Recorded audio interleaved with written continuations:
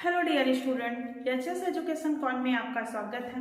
आज के हम वीडियो में जो बात करने वाले हैं वो आपका जो बीए 4th सेमेस्टर का एग्जाम होगा उसका सिलेबस क्या है, उसके अंतर्गत हमें कौन कौन से कंटेंट को पढ़ने हैं, इसके बारे में हम डिस्कस करेंगे। बीए 4th सेमेस्टर कहने का तात्पर्य है जो student BA second year 4th semester के स्टूडेंट हैं उनके हम सिलेबस के बारे में आज डिस्कस करेंगे। तो उनका जो सिलेबस है दो भागों में विभाजित किया गया है, पार्ट 1 और पार्ट बी। तो सबसे पहले हम पार्ट 1 के यूनिट को जानेंगे, फिर हम पार्ट 2 के यूनिट को जानेंगे। तो सबसे पहला हमारा है BA second year 4th semester. BA second year 4th semester, subject home science.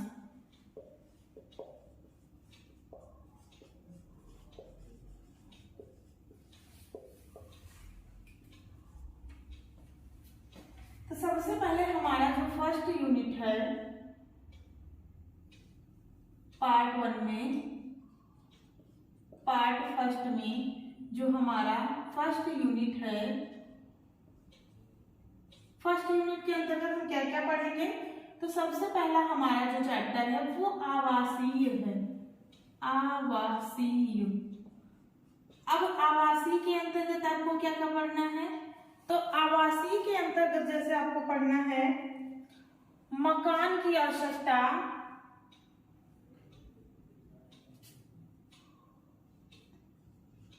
आवास की आवश्यकता, एक पॉइंट पढ़ना है। सेकंड पॉइंट आपको क्या पढ़ना है, तो मकान और घर में अंतर, मकान और घर में अंतर। थर्ड पॉइंट आपका क्या है, तो मकान प्राप्ति के साधन,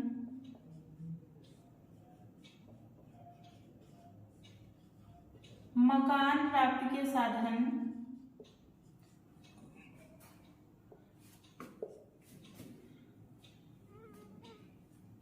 और क्या पढ़ना है, तो गृह को प्रभावित करने वाले कारक, गृह चयन को प्रभावित करने वाले कारक।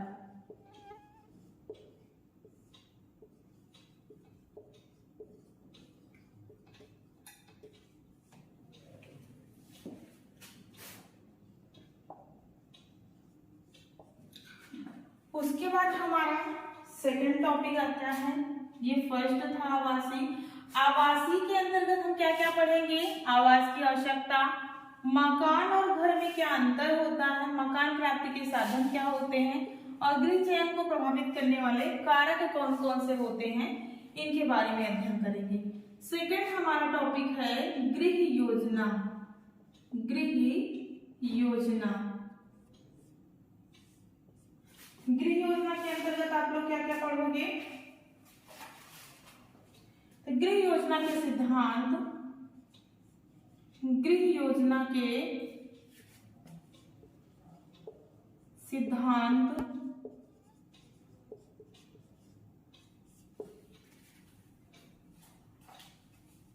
उसके बाद पढ़ोगे मकान में विभिन्न आवासीय क्षेत्रों की योजना, मकान में विभिन्न आवासीय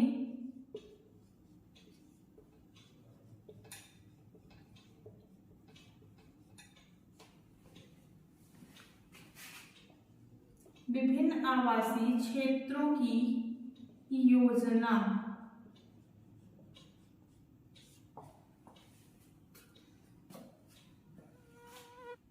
अगला टॉपिक क्या है इसी में, तो विभिन्न आय समूहों के लिए आवश्यक आवास, विभिन्न आय समूहों के लिए आवास। जैसे कम क्रियाशील व्यक्ति होता है, मध्यम वर्गीय परिवार होता है, उच्च वर्गीय परिवार होता है और निम्न वर्गीय परिवार होता है।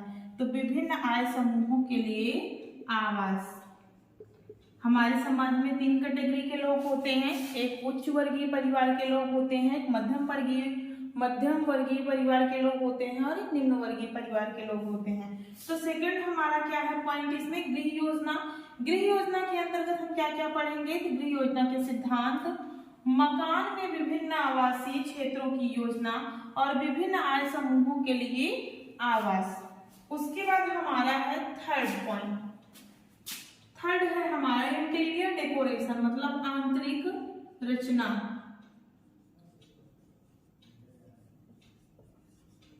आंतरिक रचना के अंतर्गत आप क्या क्या पढ़ेंगे, तो इसमें आंतरिक सज्जा का अर्थ,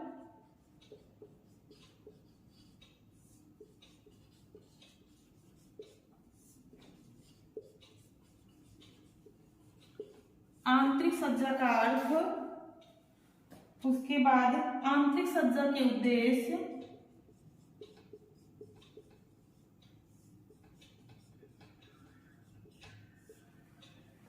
आंतरिक सज्जा के उद्देश्य,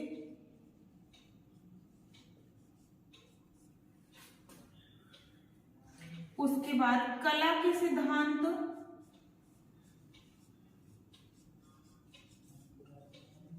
और कला के तत्व, कला के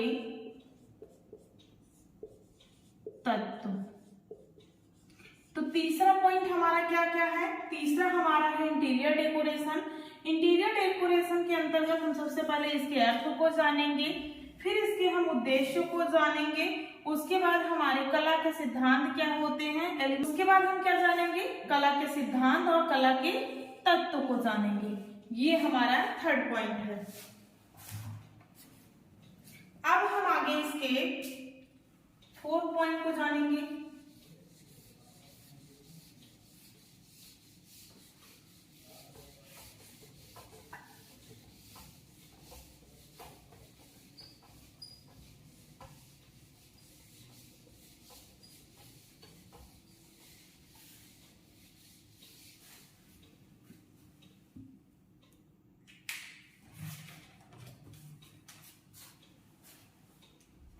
अगला पॉइंट हमारा है फोर्थ वाला जो है वो है गृह की साज सज्जा।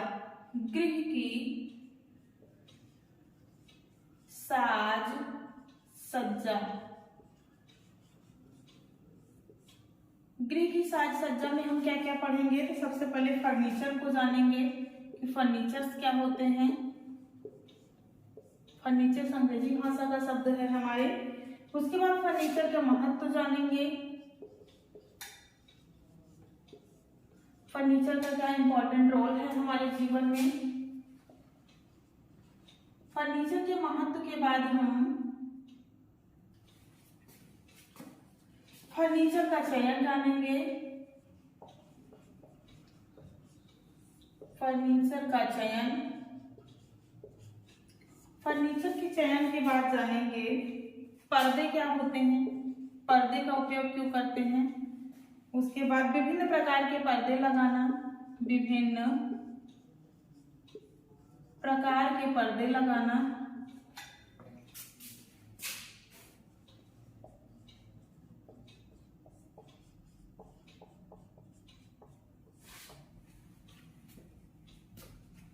उसके बाद पर्दों का चुनाव,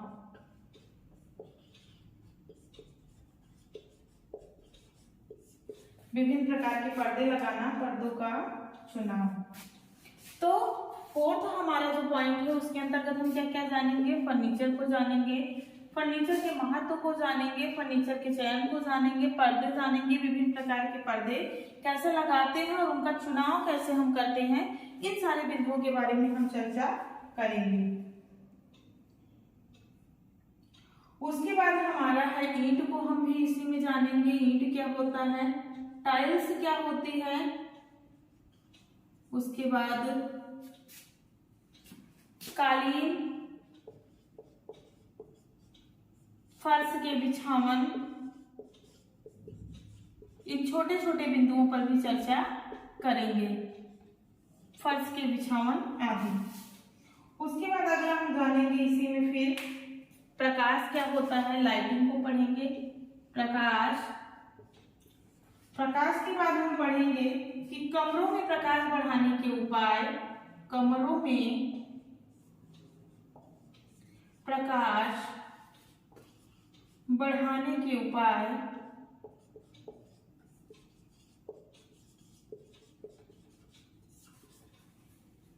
कमरों में प्रकाश बढ़ाने के उपाय। उसके बाद फिर कमरों में प्रकाश घटाने के उपाय। घटाने के उपाय, कमरों में प्रकाश घटाने के उपाय।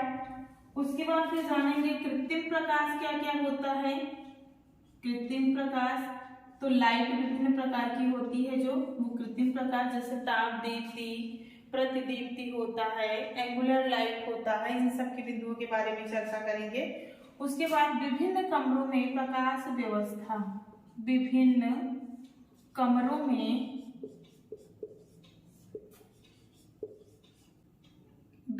कमरों में प्रकाश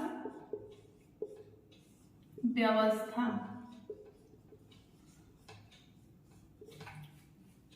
इन सारे बिंदुओं के बारे में हम अध्ययन करेंगे।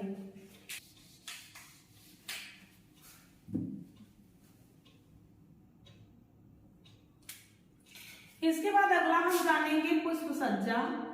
पुष्प सज्जा के प्रकार।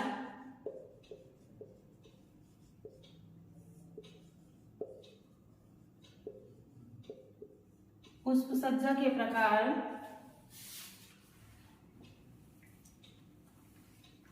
पुष्प सज्जा करते समय ध्यान देने योग्य बातें।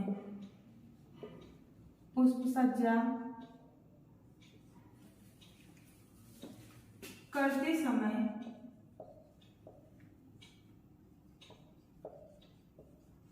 ध्यान देने योग्य बातें।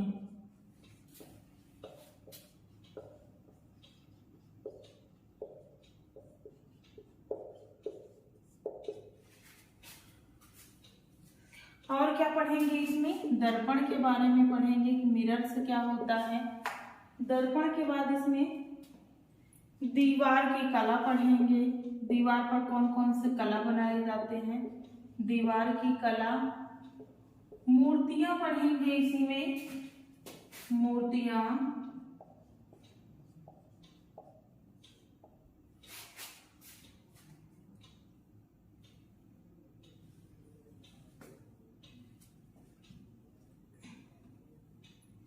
ये सब हमारे इतने जितने पॉइंट हमने आपको बताया, ये सारे पॉइंट हमारे पार्ट 1 के हैं। अब हम जानेंगे कि हम पार्ट 2 में किन किन पॉइंटों को पढ़ेंगे। तो पार्ट सेकंड में हम क्या क्या पढ़ेंगे। तो सबसे पहला पॉइंट हमारा है प्रसार शिक्षा का अर्थ।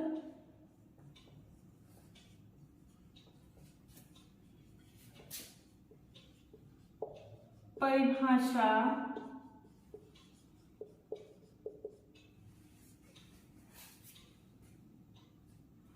उद्देश्य, क्षेत्र एवं सिद्धांत। उद्देश्य, क्षेत्र एवं सिद्धांत, ये आपका पहला पॉइंट है। सेकंड पॉइंट इसमें क्या पढ़ेंगे, सेकंड पॉइंट इसमें पढ़ेंगे प्रसार शिक्षा का दर्शन। प्रसार शिक्षा का दर्शन।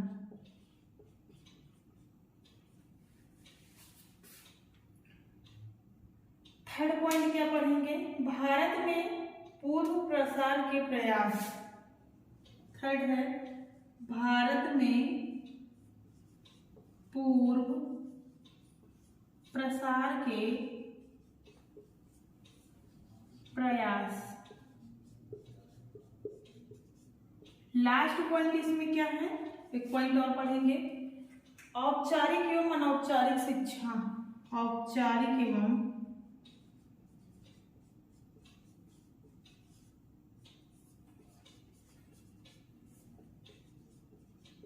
अनौपचारिक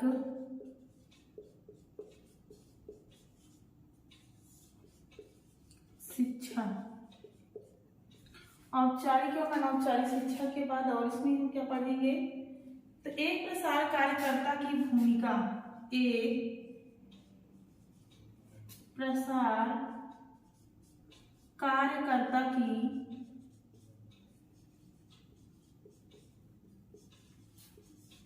भूमिका, एक प्रसार कार्यकर्ता की भूमिका। आगे इसमें हम और जानेंगे।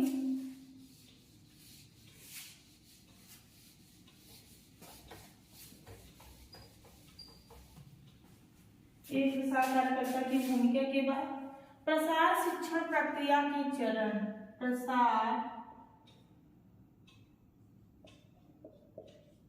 शिक्षण प्रक्रिया के चरण, एडकॉस के नाम से जिसे जानते हैं। उसके बाद हम क्या पढ़ेंगे, प्रभावी शिक्षण हेतु, प्रभावी शिक्षण हेतु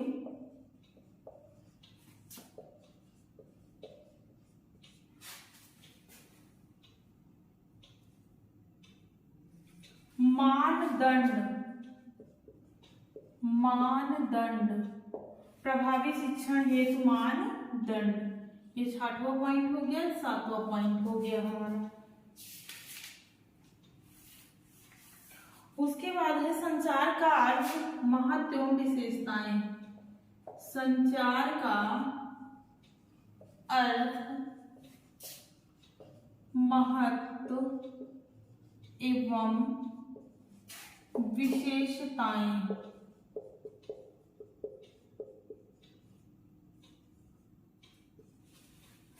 और इसमें हम क्या पढ़ेंगे, तो प्रसार शिक्षण की विधियां, प्रसार शिक्षण की विधियां।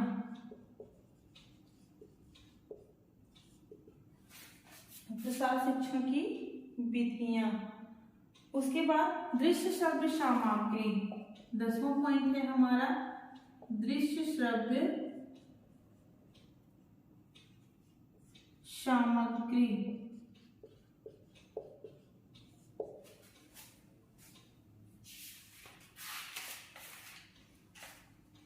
दृश्य श्रव्य सामग्री आपका लास्ट है।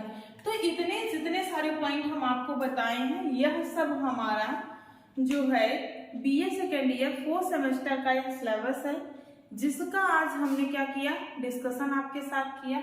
आप इस सिलेबस को अपनी कॉपी में नोट डाउन कर लीजिएगा। एक एक चैप्टर को हम आपको जो है स्टेप बाय स्टेप पढ़ाएंगे।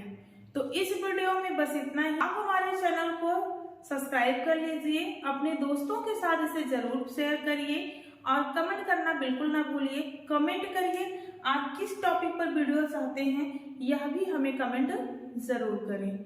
तो इस वीडियो में बस इतना ही। आपको मिलेंगे हम नेक्स्ट वीडियो में, तब तक के लिए धन्यवाद।